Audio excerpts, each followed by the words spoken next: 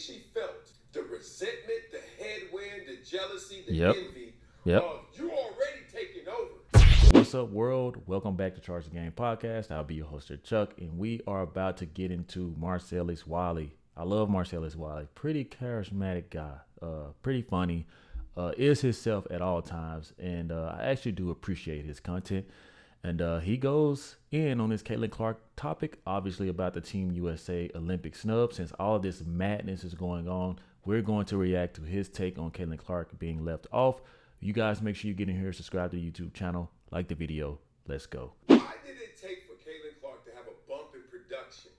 And it ain't like she gonna win MVP, but just a bump in production, just enough to validate her being on the team. Why did it take that for them to now have that take about it? When we all knew, one, I don't care what she looked like now, she got star power. And she ain't gonna look like this then, because she's a rookie. And please stop saying, oh, we don't take rookies because y'all. And we already saw how that was exposed.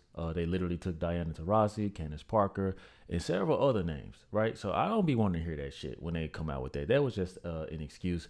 That was just straight up some BS, okay? And like Marcellus Wiley, I agree. Why do you have to see a sample size when you saw what she did in college? And not only that, isn't it good to ride the momentum off of what she did in college, what she's done, just making it to those championships, how she carried herself, the way she's revolutionizing the game of the WNBA and what she did for college sports in general? Did you need to really see more? It's far more impressive than an 8, 9, 10-year veteran that has been in the WNBA the last few years. So cut that shit out. Caitlin Clark was the real deal, is the real deal, and should have definitely, even if she was in attendance, it's not about being on the floor. These women are just catty, petty, and foolish. Caitlin Clark came in with the rookie mindset of, I'm going to learn what they do up there in the WNBA. I'm going to become a great teammate. I'm going to learn what they do by learning the ropes. I'm going to take my lumps, right? And I'm going to tell you why she did it, because not all rookies do that. Not all rookies have that mentality. Right. I know many that don't, right? It's because I think she felt the resentment, the headwind, the jealousy, the envy of you already taking over as a rookie. And you're going to actually try and take it? Let us just give it to you. You get it? You ever walk into a room, everybody knows you the one? And what you want them to know is you are one of? And he's right. I've actually made a video about this saying the same thing. Even with the All-Star game, think about it, guys. Caitlin Clark took a backseat. I mean, guys, you guys hate me so much. You resent me. All I want to do is come in and play the game that I'm able to play, do what God blessed me to do.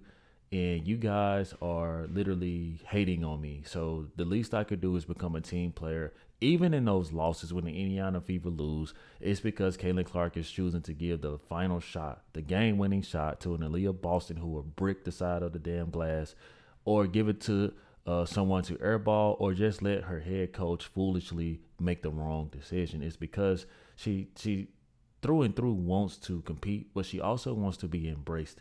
And I just feel for her sometimes, because I'm just like, man, like, you know, it's kind of hard to be in that position. And then on top of that, you're getting hip checked by Kennedy Carter's of the world, fouled by Angel Reese because of just straight hate and jealousy, man. Oh my God, I couldn't be in Caitlin Clark's situation, man, because if I got in Caitlin Clark's body for one day, it would be some black eyes around that. You know what I mean? So, you know, he's right. You know, she's definitely has transitioned this game over into something very epic, and looks like the Olympics are missing out on this huge piece. So why the jealousy and the envy in the first place? Why because the WNBA been, 27 years in the making? Right. And now they're going to make it way better than ever. And she going to get all the credit?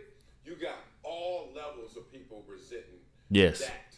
You got people like, dog, the old heads mad at her just because she a rook. You got sisters, black women mad because it's going to be a white woman. That's just the highlight of it. I mean, if I have to be honest, guys, it's the black race. It's the black women in the league. who are resenting this. But this is why I give pushback, and this is going to I'm gonna end it right here, guys, because I got a lot to say about this.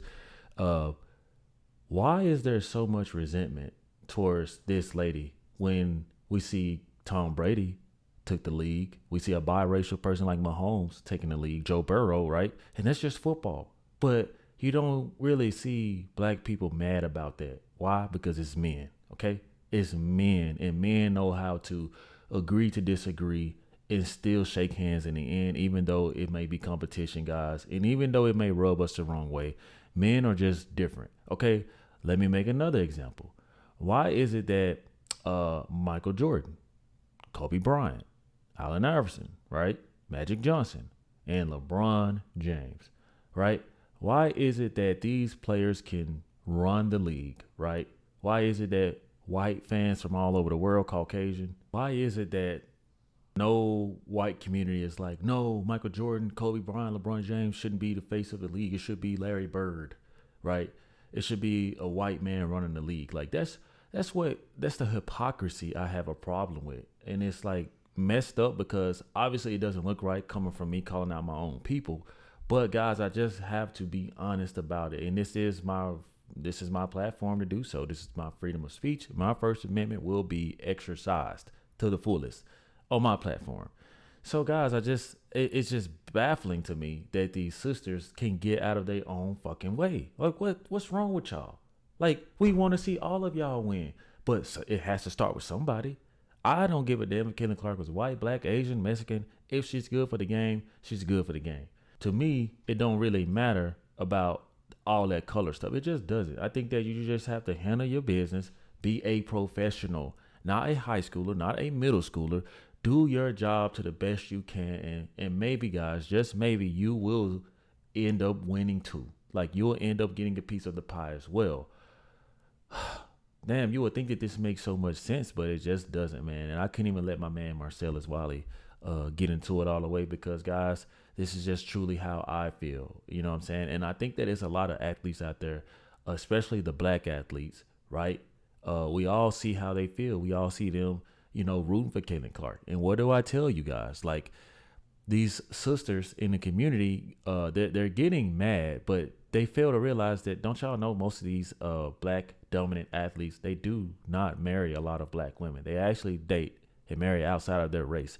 So that's why I always say that Caitlin Clark's biggest supporters are from her fans and black athletes. African-American athletes support Caitlin Clark through and through because that's what they do. They just date outside of their race. They do it all through college.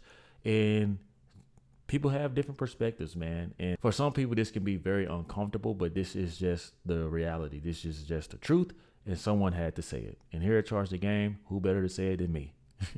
So you guys let me know your thoughts, comments, and concerns on this. Thank you guys for watching. Do not forget to subscribe to the YouTube channel, and I will see you guys next time. Peace. Yeah.